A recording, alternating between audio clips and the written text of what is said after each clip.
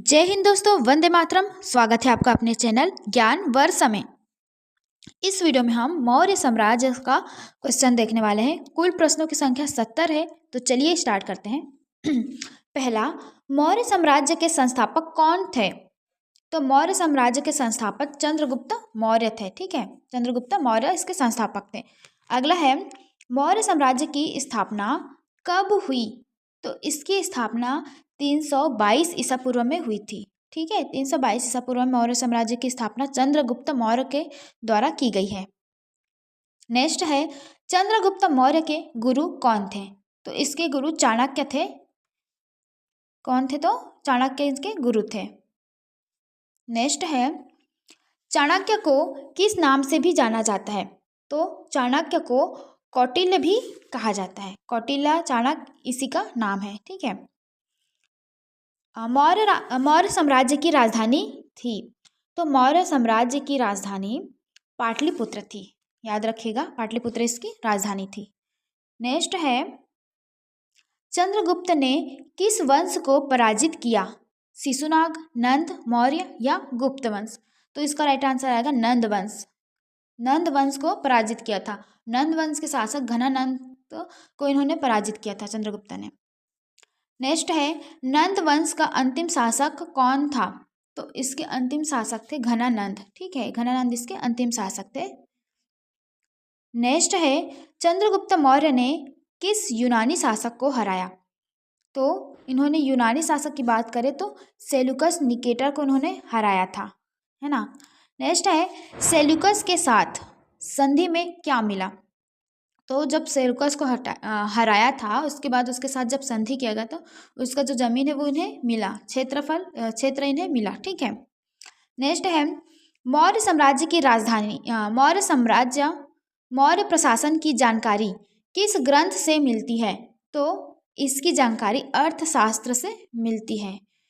अर्थशास्त्र नाम से अर्थशास्त्र ऐसे लग रहा है कि रुपये पैसा वित्त विभाग का होगा, बट ऐसा नहीं है। इस बुक का नाम भले ही अर्थशास्त्र है, लेकिन इसमें पूरा प्रशासन, शासन व्यवस्था, राजपाट, इन सब चीज़ का वर्णन किया गया है।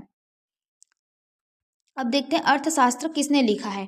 तो अर्थशास्त्र को चाणक्य या कौटिल्य ने लिखा है। ठीक है। चंद्रगुप्त के पुत्र कौन थे? तो चंद्रगुप्त के पुत्र का नाम बिंदुसार था। चंद्रगुप्त के पुत्र का नाम बिंदुसार था। नेक्स्ट है, बिंदुसार को यूनानी लेखकों ने क्या कहा? तो इसे अमृतोचेट्स इन्हें कहा गया था। मौर्य साम्राज्य का सबसे महान शासक कौन माना जाता है? तो पूरे मौर्य साम्राज्य में सबसे महान अशोक को कहा जाता है। अशोक को बहुत ज़्यादा महान शासक कहा जाता है। नेक्स्ट देखते हैं, अशोक का राज्याभिषेक कब हुआ था?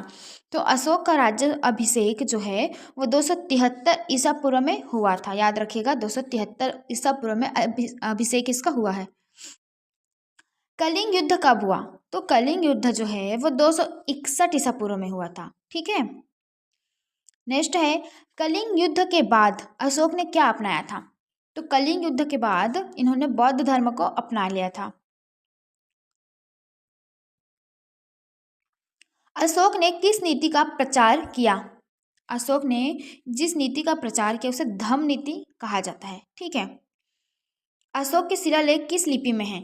तो इनके शिलालेख जो है वो ब्राह्मी और खरोष्ठी दोनों लिपि में। तो इसका राइट आंसर आएगा ऑप्शन नंबर डी। नेक्स्ट है, अशोक ने अपने संदेश किस माध्यम से फैलाए?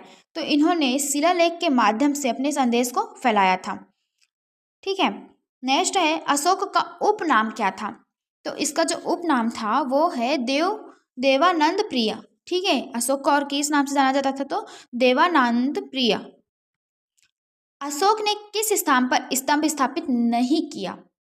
तो किस स्थान पर स्तंभ स्थापित नहीं किया? तो सारनाथ, लौरिया और सांची पर किया था, लेकिन तक्षशिला पर जो है नहीं किया था। तो इसका राइट आंसर आएगा option number D, Takshashila. Sanchi किसके लिए प्रसिद्ध है? सांची जो है किस लिए प्रसिद्ध है? तो सांची का स्तूप प्रसिद्ध है। ठीक है, स्तूप के लिए ये प्रसिद्ध है। नेक्स्ट है, अशोक का राज चिन्ह किस पशु से संबंधित है?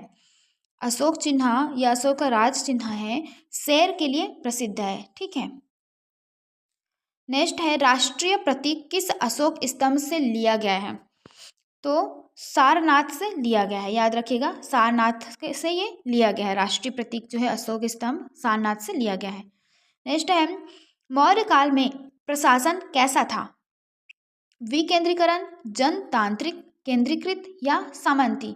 तो केंद्रीकृत शासन या प्रशासन उस टाइम पर था। नेक्स्ट देखते हैं।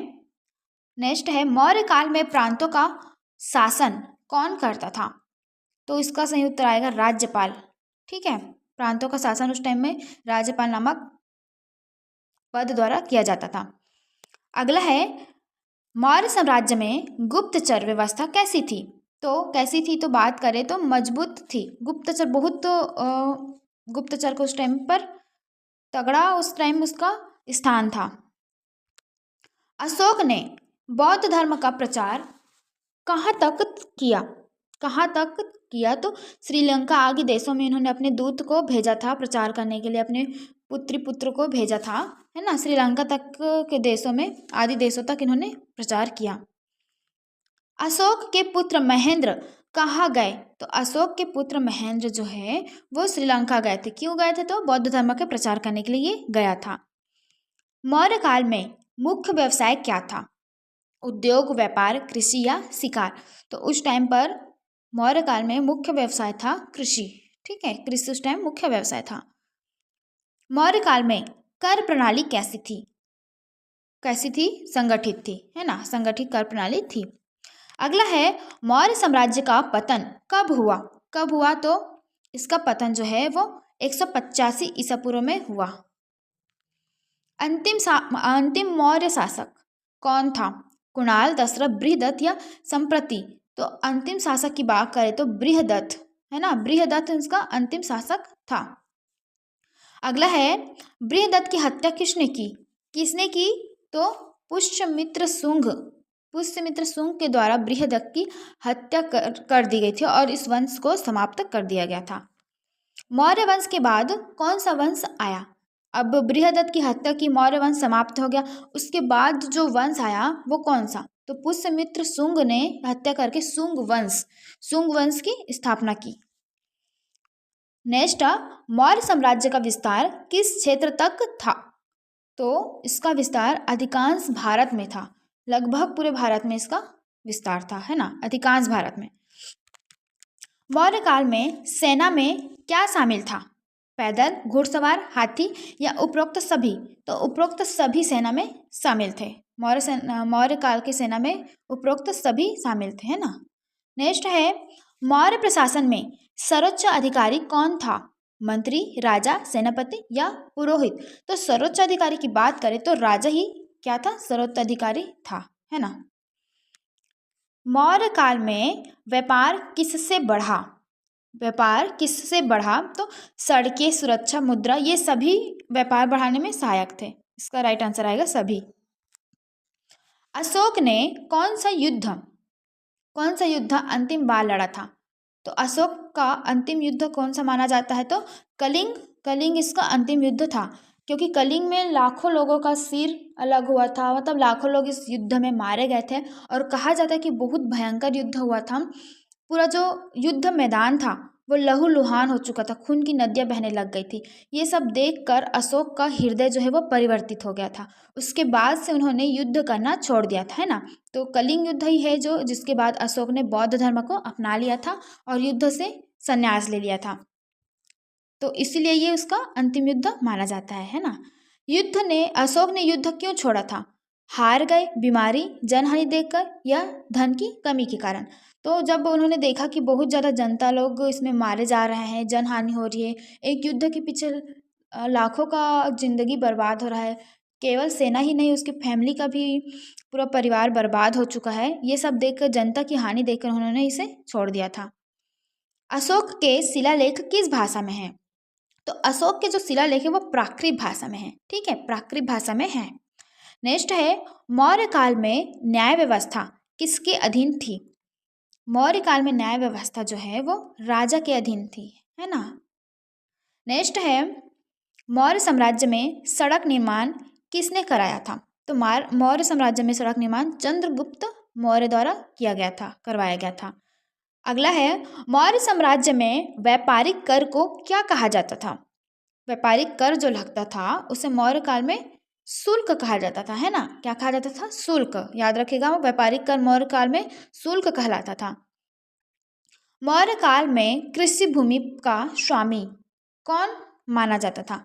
तो राज्य ही इसका स्वामी है, ऐसा माना जाता था। मौर्य काल में नगर प्रशासन किसके अधीन था? नगर प्रशासन किसके अधीन था? तो अधिकारी के अधीन था। अशोक के धम्म का मुख्य आधार क्या था? तो इन्होंने धम्म नीति अपनाया था, जिसमें मुख्य आधार था अहिंसा। किसी को हिंसा द्वारा नहीं अपना बनाया जा सकता, अहिंसा ही मुख्य आधार इसका माना गया था। मौर्य काल में शिक्षा का प्रमुख केंद्र था।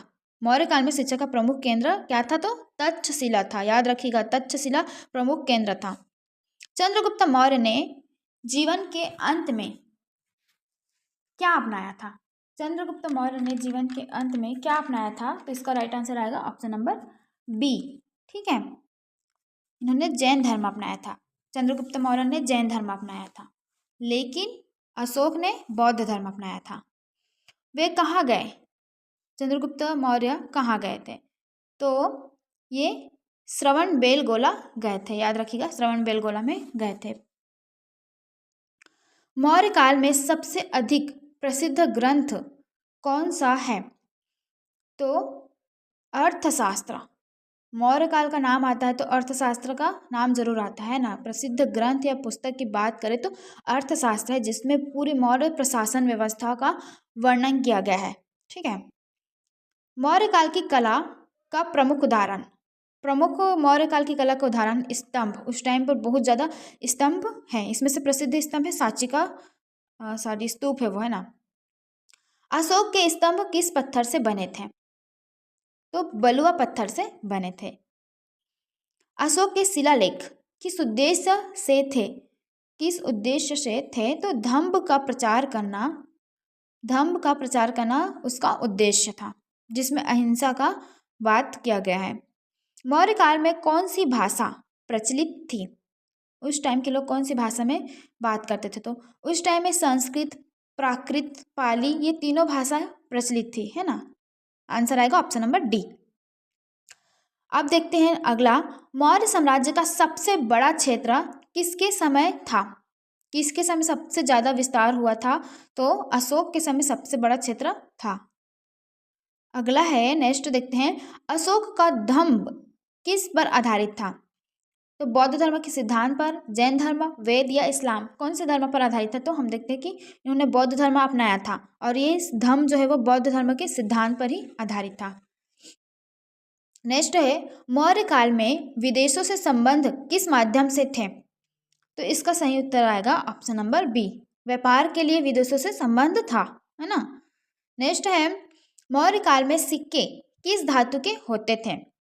तो उस टाइम जो सिक्का चलता था ना, वो जो है सोना, चांदी, तांबा सभी के सिक्के प्रचलित थे।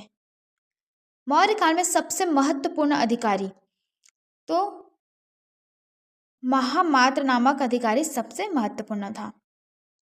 धम्म महामात्र किसके समय नियुक्त हुए थे? तो इसका सही उत्तर आएगा अशोक। धम्म का संबंध अशोक से है। धम्म महामात्र किसके समय नियुक्त हुए पूछे तो अशोक के समय, है ना।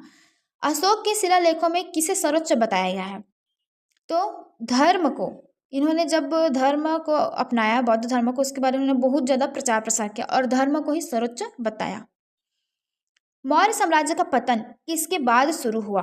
पतन किसके बाद शुरू हुआ? तो अशोक के बाद ही। अशोक के पहले तो एकदम अच्छे से चल रहा था, लेकिन अशोक के शासन व्यवस्था के बाद मौर्य साम्राज्य का पतन शुरू हुआ था, और बृहदत्त के बाद खत्म भी हो गया। नेक्स्ट है, मौर्य साम्राज्य का मुख्य प्रशासनिक केंद्र की बात करें तो पाटलिपुत्र था। राजधानी या प्रशासनिक केंद्र की बात करें तो मौर्य साम्राज्य की राजधानी पाटलिपुत्र थी। अशोक के स्तंभ पर किसकी आकृति प्रमुख है? किसकी आकृति प्रमुख है? तो सिंह की आकृति है ना। अशोक के स्तंभ में आप लोगों ने देखा होगा सिंह की आकृति है। मौर्य काल में न्याय का सर्वोच्च स्रोत कौन था? न्याय का सर्वोच्च स्रोत राजा था, है ना। नेक्स्ट है, मौर्य काल में धर्म का स्वरूप कैसा था? तो इस टाइम में धर्म का स्वरूप था बहुधार्मिक सहिष्णुता था। मतलब उस टाइम में राज्य के लोग अपने अपने धर्म, कई प्रकार के धर्म प्रचलित थे, तो बहुधार्मिक सहिष्णुता उस टाइम में था। ठीक है, कोई एक ही धर्म को अपनाया नहीं गया था, सभी के द्वारा अलग अलग धर्म को माना जाता था। आज का लास्ट क्वेश्चन है, मौर्य काल को क्यों महत्वपूर्ण माना जाता है? क्यों महत्वपूर्ण माना जाता है? पहला, अखिल भारतीय साम्राज्य, व्यापार, युद्ध या कृषि। इसका राइट आंसर आएगा अखिल भारतीय साम्राज्य। ठीक है, और वीडियो अच्छी लगी तो please like and subscribe my channel. Thanks for watching friends.